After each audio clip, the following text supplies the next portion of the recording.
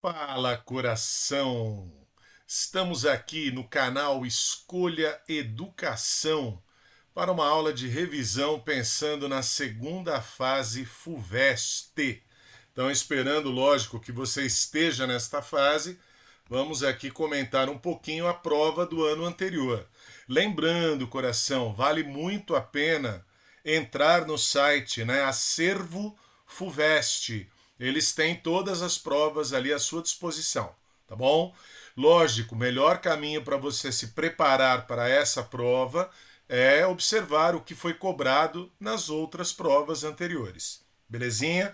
Estou me referindo aqui às 4 questões de literatura. Prova da segunda fase, prova de língua portuguesa, é a única matéria que cai para qualquer carreira. Primeiro dia de provas para todos, independente da escolha profissional, é a prova de português. 10 questões escritas e uma redação. Tudo bem? Então, das 10 questões escritas, estou me referindo nesta aula às 4 questões de literatura que abordam principalmente a lista de leitura obrigatória. Belezinha? Então vamos lá, a exigência é outra, bem diferente do que era na primeira fase. Primeira fase, questões de múltipla escolha, é uma fase eliminatória. Você precisa, né, funcionar como uma peneira. Agora, teoricamente, passaram para outra fase os melhores candidatos. Então a exigência é bem maior. Belezinha? Primeira questão que nós vamos abordar aqui, cobrando o livro Alguma Poesia Carlos Drummond de Andrade. Falamos e repetimos, né? Primeiro poema do livro, mais importante de todos eles, Poema de Sete Faces. É uma apresentação do Drummond. Primeiro poema do primeiro livro do Carlos Drummond de Andrade. Vamos lá. Quando nasci, um anjo torto, desses que vivem na sombra, disse: Vai, Carlos, ser gauche na vida. Faze gauche. Gauche, palavra tirada do francês, quer dizer o quê? Esquerdo, canhoto. Quer dizer também o torto, o diferente, o errado, o desajeitado, o desajustado. O anjo que aparece para ele não é o anjo de luz, não é o arcanjo Gabriel anunciando o nascimento de Jesus a Maria. É um anjo torto que vive na sombra e anuncia um destino errado. Beleza, coração? Vai ser errado, vai ser torto, vai ser desajustado? Quase que vai ser sozinho. Você vai ser do contra. Beleza? Segunda estrofe que também foi aqui colocada. As casas espiam os homens. Olha aí, prosopopeia ou personificação, que correm atrás de mulheres. O que move a ação humana aí? Desejo. A tarde talvez fosse azul, ela não é azul, não houvesse tantos desejos. Ou seja, né, azul seria o quê? Algo mais idealizado, romântico, uma perspectiva muito mais do amor e não do desejo, né, que é mais individualista, mais egoísta, mais egocêntrico. Beleza? Só que a questão, coração, não vai cobrar só o Drummond. Essa é a novidade, é aqui que você precisa ter repertório. Sempre vão colocar aqui, vocês vão perceber em todas as questões, além da lista de leitura obrigatória, outros textos. E aí a palavra textos é num sentido bem amplo, tá bom? Todo tipo de texto. Aqui colocaram uma música, letra de uma música do Caetano Veloso, bem recente, ó, 2021. Anjos Tronchos. Uns anjos tronchos do Vale do Silício, desses que vivem no escuro em plena luz, disseram: vai ser virtuoso no vício. Óbvio, né? Estamos falando aqui de intertextualidade. O Caetano Veloso está dialogando com o poema do Drummond. Aliás, esse poema do Drummond já recebeu várias paródias e paráfrases, né? Diversos autores, tem música do Chico Buarque, tem poema da Adélia Prado, então é algo até recorrente. Aqui escolheram Caetano Veloso bem atual. Percebam, Vale do Silício está ligado à tecnologia. Vivem no escuro em plena luz, ou seja, né, em plena luz do dia, estão lá envolvidos pela tecnologia, mais ligados no mundo virtual do que no mundo real. E no lugar do vai ser goste na vida, vai ser virtuoso no vício. Vício da própria tecnologia. Hoje, né, as pessoas vivem aí praticamente viciadas em seus celulares, nos videogames, na tecnologia de um modo geral. Das telas dos azuis mais do que azuis, agora a minha história é um denso algoritmo que vende venda de vendar os olhos, a vendedores reais. Neurônios meus ganharam um novo ritmo, e mais, e mais, e mais, e mais. Ou seja, né, esse mundo atual das redes sociais, da tecnologia, o mundo virtual invadindo o mundo real, a inteligência artificial tomando aí os espaços, obrigam aí os neurônios a acelerarem, né? O ritmo passa a ser outro. Então, ótima questão, né? Porque pede aqui leitura, interpretação. Você tem que estar aí com bom repertório e com grande capacidade de análise e interpretação. Letra A. No trecho da canção, Caetano Veloso recria o célebre verso de Drummond, atualizando seu sentido em tempos de domínio tecnológico. Comente as diferenças de significado que podem sugerir em paralelo. Vai, Carlos, ser goste na vida e vai ser virtuoso no vício. Coração, sempre, né? Nunca deixe resposta em branco. Escreva, tá bom? Você não precisa enrolar, você não precisa encher linguiça, mas você precisa escrever de modo claro, de modo coerente e também conciso. Tudo bem? Então aqui o que você precisa abordar do Drummond? Gauche é a perspectiva até de uma certa exclusão. É alguém que se sente o quê? Diferente.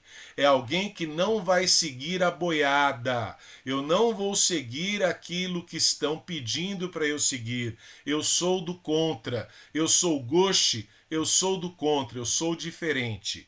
Por outro lado, vai ser virtuoso no vício, aquilo que é vício passa a ser virtude. Está anulando as diferenças aqui, né? São palavras de sentido antitético, há uma antítese entre virtude e vício. Só que hoje o vício da tecnologia é praticamente o quê? Generalizado.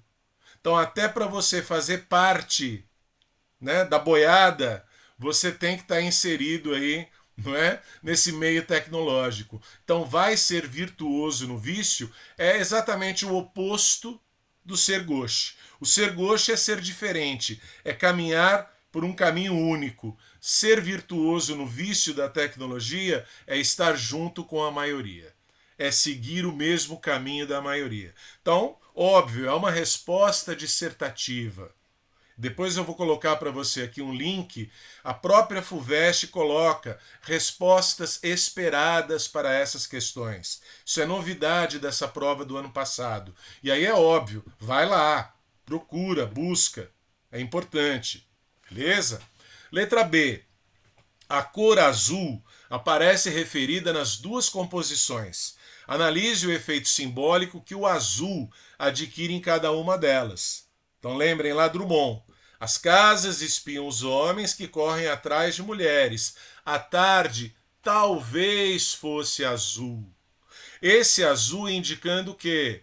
Um mundo natural, um mundo, né, de beleza, um mundo em que há perspectiva do amor nas relações humanas. Ela talvez fosse azul, não houvesse tantos desejos. O desejo é egoísta, mas não, o amor pensa no outro. Então ela poderia ser azul à tarde se o amor prevalecesse. Tudo bem? Então o azul ali remete a essa ideia de um céu azul e colorido, né? Numa perspectiva idealizada no sentido do amor aí, da relação amorosa entre as pessoas. Tudo bem? Harmônica, harmoniosa entre as pessoas. Já na letra da música do Caetano Veloso, vamos lá, né? Acho que eu fui para frente. Eu preciso voltar. Tá aqui, ó, tá? das telas dos azuis mais do que azuis. O que é o azul agora aqui? É o azul da tecnologia. E aí é óbvio, né? Esse azul da tecnologia não é um mundo natural, não é um mundo de relações naturais. Tudo bem, coração? É um mundo de relações o quê? Marcadas pela artificialidade, pelo artificialismo, né, pelo mundo virtual que é próprio da tecnologia. E aí é lógico, olha lá, ele está criticando, a perspectiva é crítica. Vende, venda. Venda no sentido de vendar os olhos, de não enxergar a realidade. Eu não estou ligado agora no céu azul do mundo natural e real. Eu estou ligado no azul da tecnologia. Tudo bem? E isso, de certo modo, né, me esconde a realidade. E aí caímos nas famosas fake news. Beleza? Então, cuidado, você não pode se alongar muito na resposta, mas você precisa sim redigir com clareza, coerência, concisão. Algo consistente. Tem que ter ali uma certa dose de argumentação, a sua resposta vai ser avaliada. E numa segunda fase, qualquer ponto, qualquer décimo de ponto é importante para você conseguir realizar os seus objetivos, tá bom? Olha aí, coração, nem o Machado de Assis escapou da intertextualidade. Poderiam só colocar o Machadão, né? Quincas Borba, mas é isso que vai acontecer aqui? Não. Então, primeiro, um trechinho do Mário Quintana, poeta gaúcho Mário Quintana, falando sobre Machado de Assis. Os personagens de Machado de Assis eram tão medíocres que, enquanto outros loucos do mundo bancavam Napoleão o Grande, Napoleão Bonaparte, o de Machado de Assis, Rubião, do livro Quincas Borba, contentava-se em ser Napoleão III. Então já é o primeiro texto que você tem que analisar.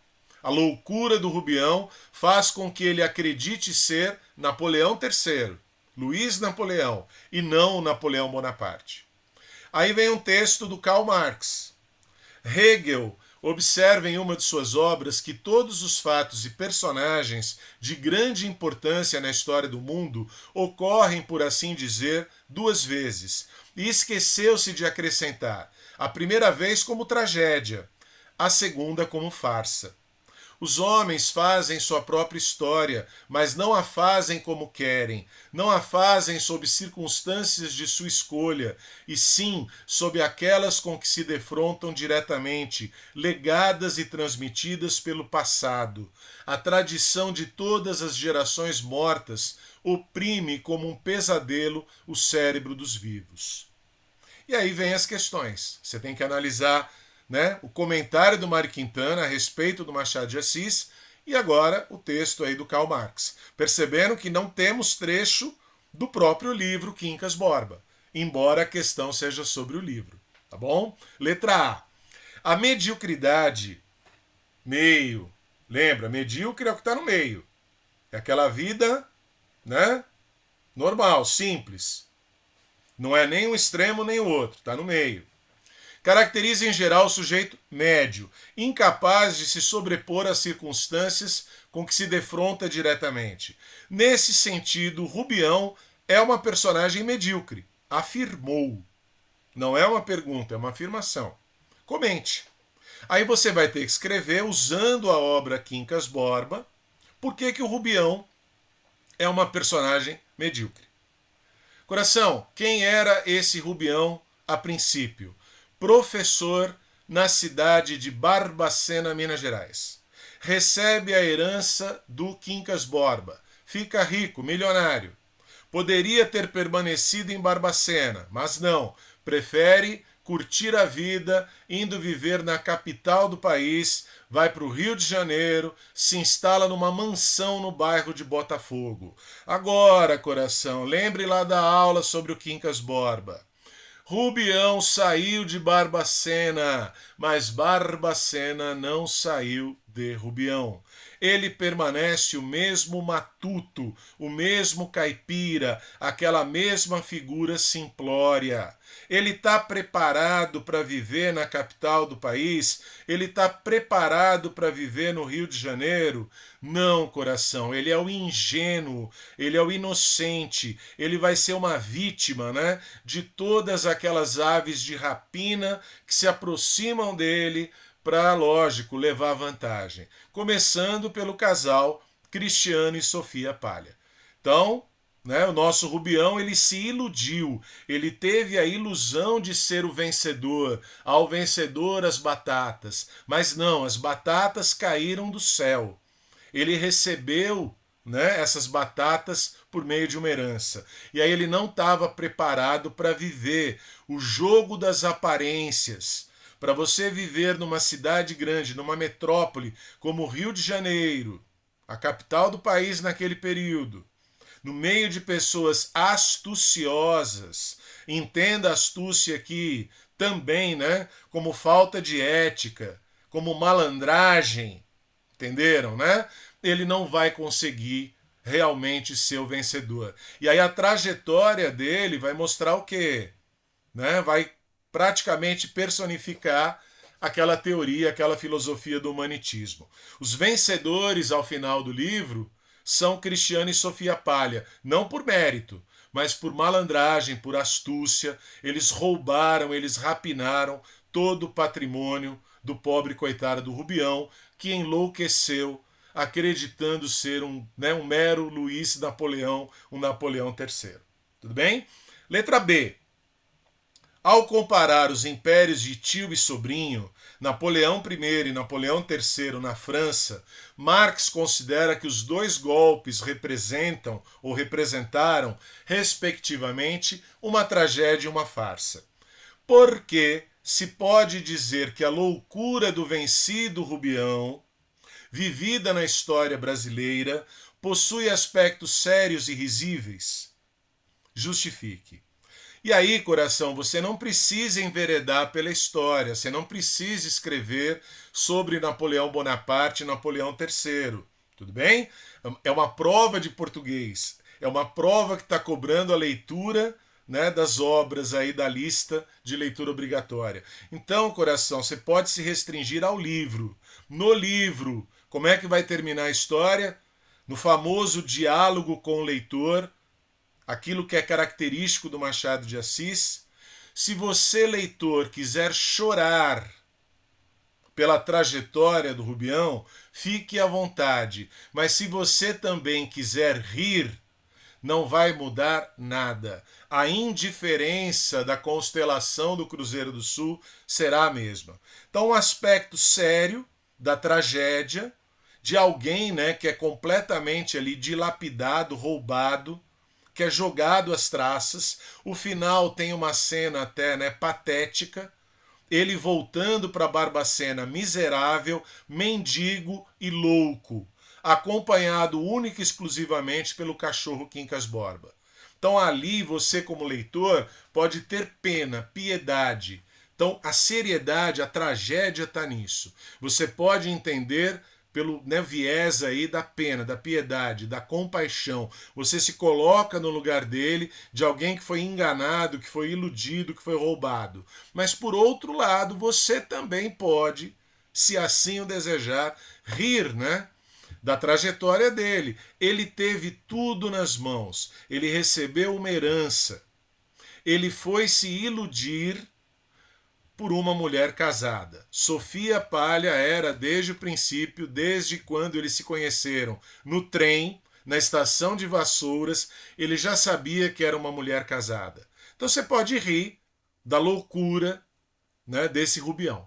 Então a perspectiva aí da tragédia ou da farsa, né, do choro ou do riso, vai depender da sua leitura, e as duas leituras são possíveis. Tudo bem? Aí a ambivalência, né, da obra literária que você vai poder abordar e analisar. Beleza? Coração, respostas consistentes. O que interessa aqui é a sua argumentação. Lógico, prova de literatura vai abordar a sua leitura, mas também a sua redação, também a sua escrita. As duas coisas são importantes. Tá? bom? Olha o arcadismo aí, né? Já caiu bastante arcadismo, hein? Vou mostrar para vocês aí, além de ter caído na primeira fase deste ano, né? Já havia caído em outros anos na segunda fase. Acredito que já deu a conta, né? Tô apostando, coração. A FUVEST não vai cometer esse triplo preconceito.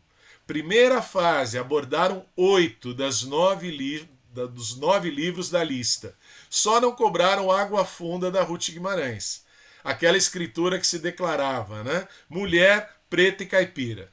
Se não cobrarem nada do livro Água Funda, e para o próximo ano mudam todos os livros da lista, estarão cometendo um triplo preconceito. Então estou apostando, vai ter questão sim sobre Água Funda. Vai lá, tem a aula sobre o livro para você conferir, tá bom? Então aqui, coração, arcadismo. Ao tratar do drama da personagem de Tomás Antônio Gonzaga, o narrador de O Romanceiro da Inconfidência, Cecília Meirelles, descreve-o do seguinte modo: tanto impou de namorado, e agora, quando se mira, vê-se um mísero coitado.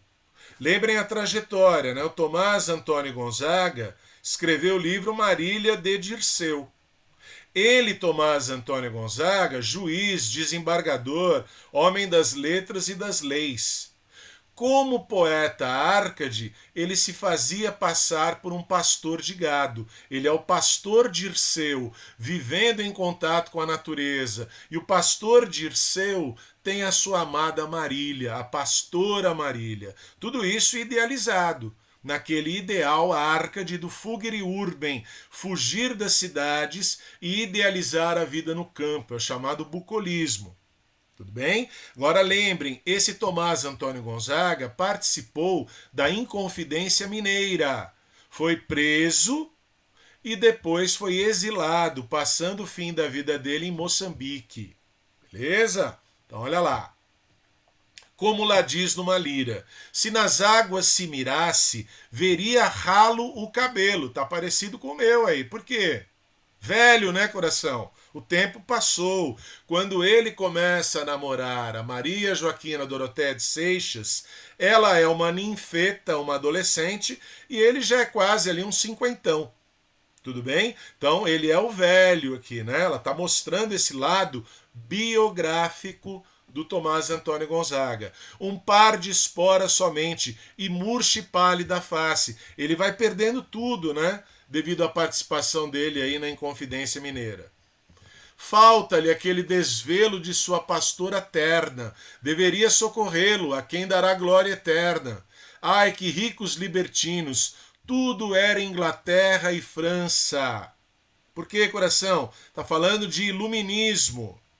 Qual é, né, o pano de fundo histórico aí que nós temos dentro do movimento Árcade? Arcádia, região de pastoreio na antiga Grécia, século XVIII, século das luzes. Iluminismo, ilustração, enciclopedismo. Então a gente vai ter lá, né, os filósofos, principalmente franceses, Voltaire, Diderot, D'Alembert, Montesquieu, Rousseau. Em redor, versos latinos. Neoclassicismo é uma retomada da cultura clássica greco-latina. Por isso, os nomes, as expressões em latim: Aurea mediocritas, Carpe diem, Fugere urbem. Beleza, coração? Lá se lhes foi a esperança, mas segue com seus embargos. Quem porfia sempre alcança. Os argumentos são largos, que tem luzes ninguém nega, mas são coisas da fortuna. Olha a fortuna, F maiúsculo, mitologia, que bem se sabe ser cega, não lhe sendo a hora oportuna, perder-se-á tudo que alega. E aí, coração, é a versão da Cecília Meirelles, do Romanceiro da Inconfidência. Não temos aqui, nessa questão, o livro Marília de Dirceu. Tudo bem? É a revisão que faz a Cecília Meirelles no livro publicado em 1953. Letra A. Quais aspectos do arcadismo aparecem nessa caracterização? E aí é lógico, né?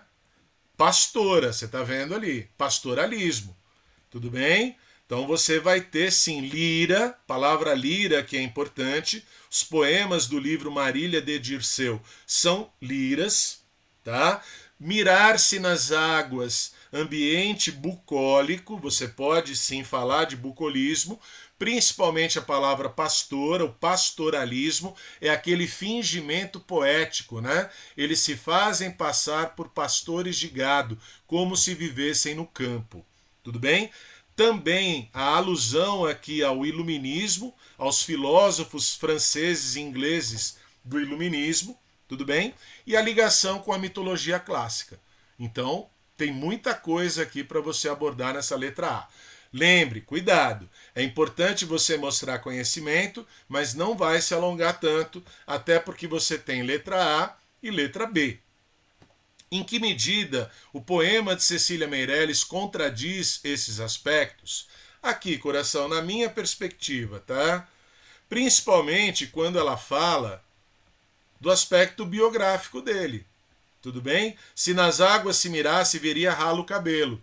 Então ela está mostrando não o Dirceu, mas ela está mostrando o Gonzaga. Ao dar destaque para o homem, para o cidadão, para o poeta, para o inconfidente, tudo bem? Ela se afasta um pouquinho daquela idealização Arcade. Não é o Dirceu, não é aquela figura do pastor Dirceu que ela está mostrando aqui, tudo bem? Mas ela está mostrando também o homem, né? A pessoa que sofreu aqui, que padeceu com a sua participação na Inconfidência Mineira. Então eu caminharia por aí na resposta na letra B, tá bom? Seguindo, coração, lembra que você tem lá, né? Aquilo que a própria FUVEST publicou que você vai conferir como respostas esperadas. Aqui, a última questão dessa prova do ano passado, bem complexa, porque você tem que analisar quadro, comentário a respeito do quadro e poema. Então, sempre, né? Nunca é só literatura, é a literatura sempre articulada e comparada com outros textos, com outras obras. Na sua análise de Um Embarque para a Ilha de Citera, cerca de 1712, de Antônio Watteau, Norbert Elias tem o quadro e tem o comentário do quadro. Afirma que, em contraste com o jogo de luz e sombra, claro, escuro e nevoado, que domina todo o quadro, pensem, né, 1712, na história da arte, tá saindo ali do barroco, né? Entrando, né, num rococó, chegando naquilo que seria até o próprio arcadismo, né, na literatura. E nevoado que domina todo o quadro, está a luminosidade do sol poente, a radiante claridade à direita no fundo. Isso confere um caráter de inquietude à composição. Palavra inquietude aqui, fundamental. Em contraste com a tranquilidade do antigo jardim, com as copas verde escuras das árvores e sua doce serenidade, de um lado, então, eu tenho o quê? Tranquilidade e serenidade. Já pensou no mundo clássico? É isso. A surda movimentação do cortejo dos amantes. Vejam, quem embarca para a ilha de Citera são os amantes. Torna-se ainda mais intensa à medida que aqui nessa claridade os contornos de algo desconhecido. Eu vou embarcar para o desconhecido, que não se deixa conhecer. Então você tem de um lado a serenidade, a tranquilidade, a luz, e do outro lado você tem o que? O desconhecido, a inquietude. Tudo bem? É isso que você tem que destacar aqui. Tá?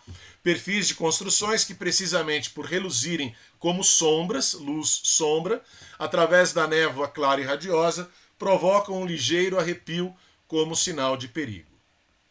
Vou mostrar primeiro o quadro, coração, tá? Para depois a gente analisar o texto, tá? O quadro tá aqui, quer ver? Pronto, tá aí. Sem, né, a imagem fica difícil. Então, o embarque para a ilha de Citera tá aí, tá bom? Aqui embaixo já deixei também o link, né? Você tem tanto a prova no acervo como as respostas esperadas. Vale a pena conferir tudo, né? Então aqui, coração. Já mudei de página aqui, tenho que voltar.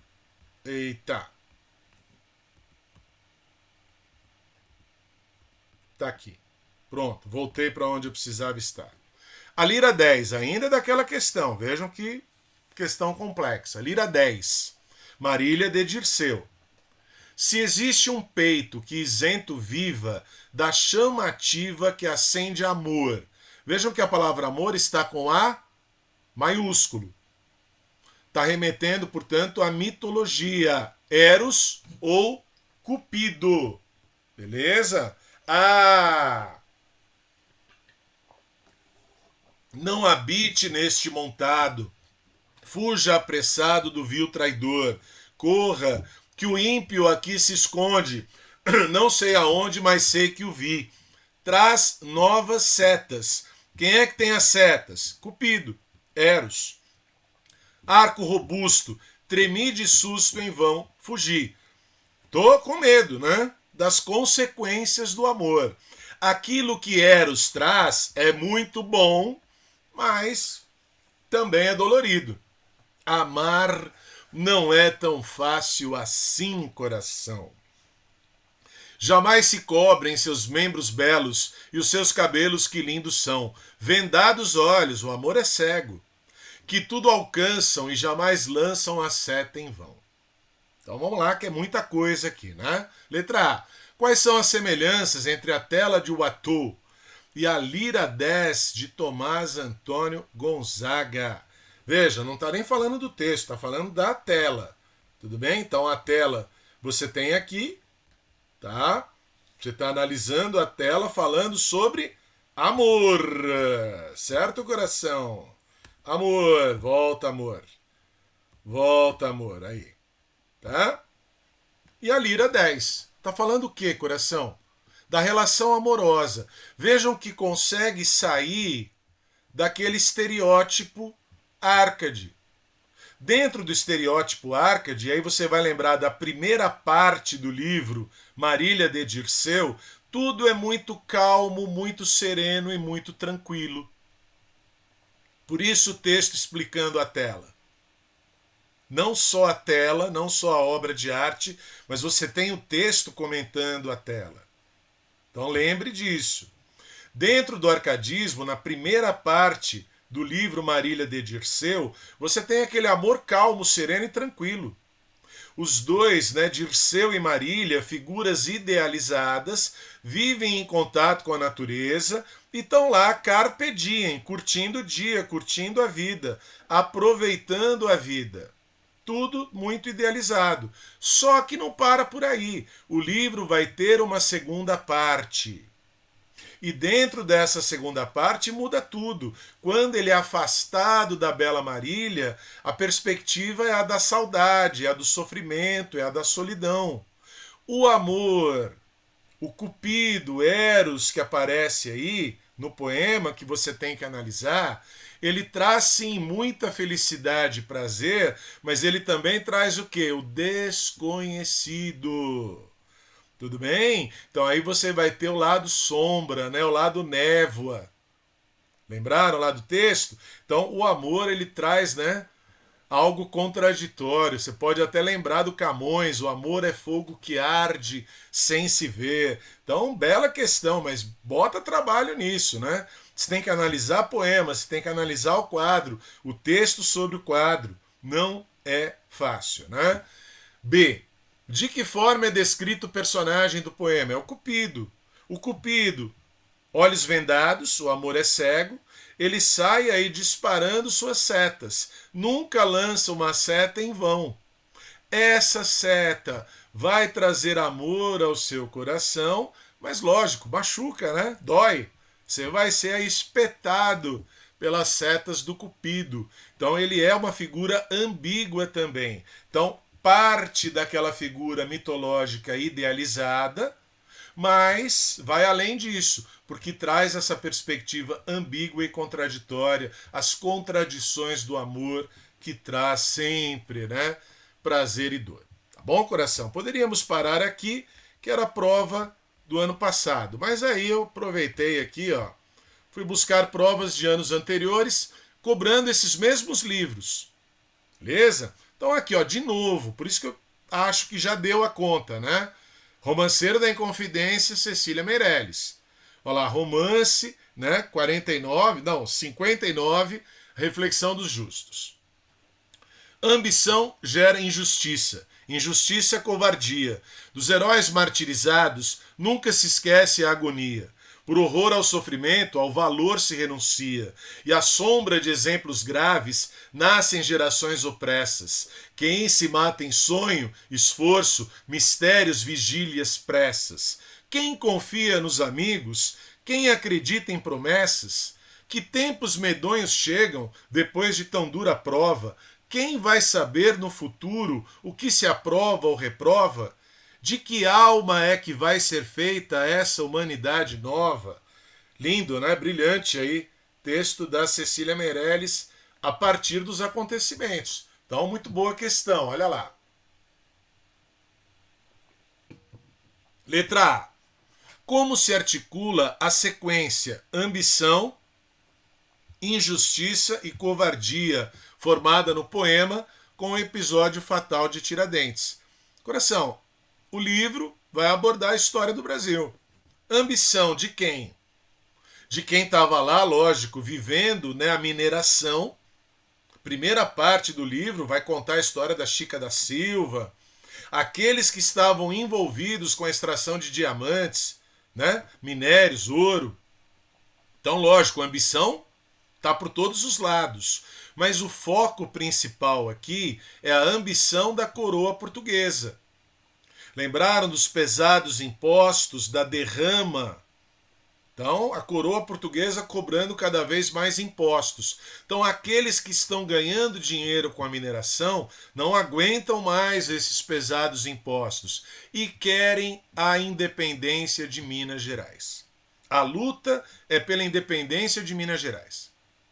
Injustiça, por quê? Porque eles serão delatados, denunciados. O movimento se perde. Tudo bem, coração? E a covardia na execução do Tiradentes. O Tiradentes é o único executado em praça pública. Lembrem que também o Cláudio Manuel da Costa, como lembra a Cecília Meirelles, entre aspas, né, foi suicidado na prisão. Silva Alvarenga Peixoto, Tomás Antônio Gonzaga serão exilados. Então padecem também, né? Então você tem a ambição da coroa com os impostos, com a derrama, a injustiça, porque o movimento é denunciado, é delatado, e a covardia na execução, principalmente do Tiradentes, que é o mártir, que é o herói ali, né? Transformado em herói pela história e pelo próprio livro. Letra B. A voz lírica interroga quais serão as consequências dos acontecimentos bárbaros da história sobre as novas gerações. Porque essa é uma reflexão dos justos. Ótima questão, né? Quem escreve o livro no século XX. A Cecília Meirelles está olhando lá para o século XVIII, mas ela está comparando com os tempos futuros, com os tempos que se seguiram. Diante deste exemplo da história, o que farão os justos? Os justos vão lutar pelos seus direitos ou terão receio de sofrer as mesmas consequências? Aqueles que lutaram buscando uma liberdade, ainda que seja que uma liberdade econômica, um liberalismo econômico, não lutavam pela libertação de seus escravos, digamos aí, né, a verdade, estavam buscando liberdade. Que fim levaram? Exílio, sofrimento e morte. Então os justos terão receio de buscar as mesmas alternativas. É isso que ela está colocando, né? O que a história está nos ensinando? Aqueles que buscam ética, aqueles que buscam comportamento moral, que exemplo que eles estão tendo aqui? Um exemplo péssimo, né? De que lutar por esses direitos pode trazer consequências terríveis, tá bom? Última questão que eu vou analisar. Aqui vejam, o foco é Drummond. Mário de Andrade, o livro Alguma Poesia do Drummond foi dedicado ao Mário de Andrade. Drummond mantinha correspondência com o Mário de Andrade. E aqui o Mário de Andrade está mandando uma carta para o Drummond. Vejam, 1924, o livro Alguma Poesia foi publicado em 1930.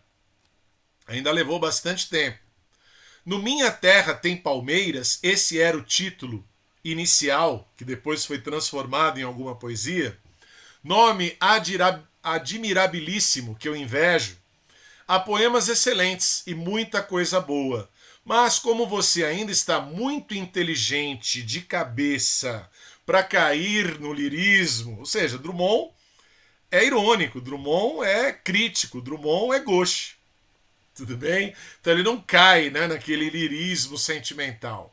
Repare que há muita coisa que é contada com memória em vez de vivida com sensação evocada. Falta sentimento, é isso que o Mário de Andrade está colocando.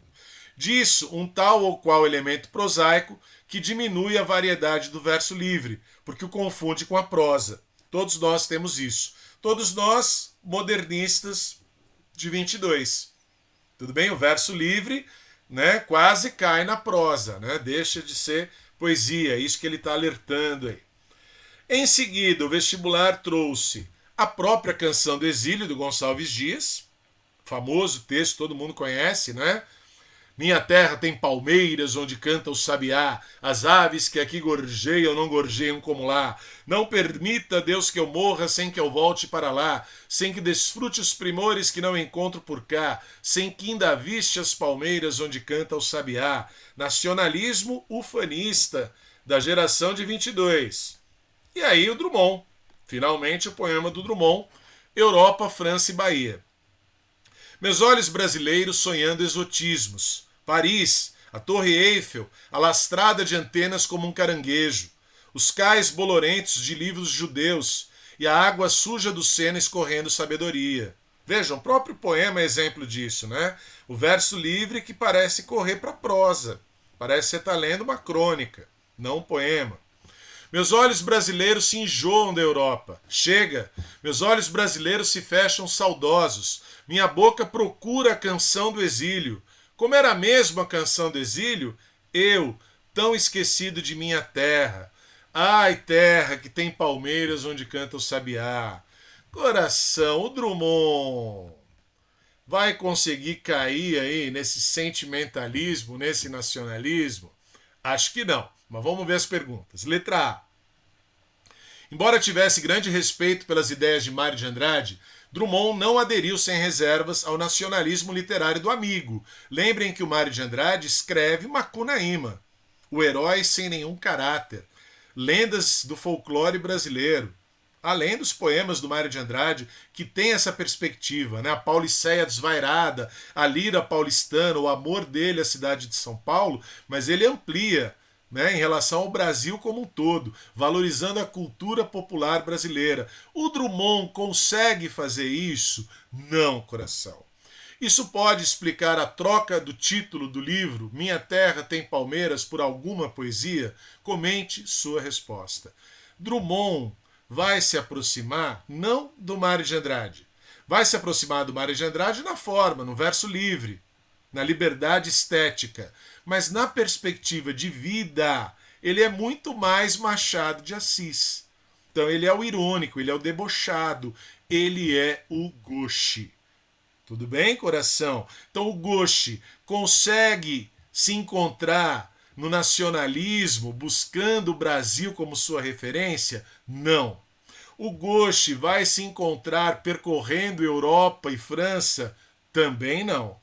O gauche não tem lugar nenhum. Já falamos do gauche hoje. O gauche é o excluído, o gauche é o diferente, o gauche é o torto. Então ele não cabe em lugar nenhum. Tudo bem? Não tem lugar para ele. Nem Brasil, nem Europa, nem lugar nenhum. Tá? Letra B. De acordo com o Mário de Andrade, o senso crítico afasta Drummond da poesia mais sentimental. A partir dessa nota, analise a diferença entre a visão romântica da Canção do Exílio e a visão moderna de Europa, França e Bahia. Mole, né? A letra B, fácil. Na letra A ainda, coração, alguma poesia. Ele está colocando uma coisa meio sem importância.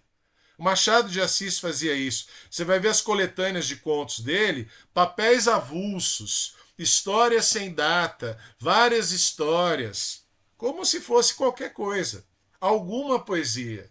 Então ele tenta, né, colocar num tom menor. Beleza? Então não é aquela coisa enfática e patriótica do Minha Terra Tem Palmeiras. Aqui, coração, comparando, a Canção do Exílio é nacionalismo ufanista. Eu quero me ufanar, eu quero me orgulhar da minha terra. Eu vou me orgulhar do quê? Das palmeiras, das árvores, da vegetação, da flora. Eu vou me orgulhar das aves, do sabiá, né, da fauna. Então eu posso ter orgulho das belezas naturais brasileiras. Esse era o nacionalismo ufanista, tudo bem? Da primeira geração romântica, Gonçalves Dias. Vai um pouco na linha também do que fazia o José de Alencar do Iracema.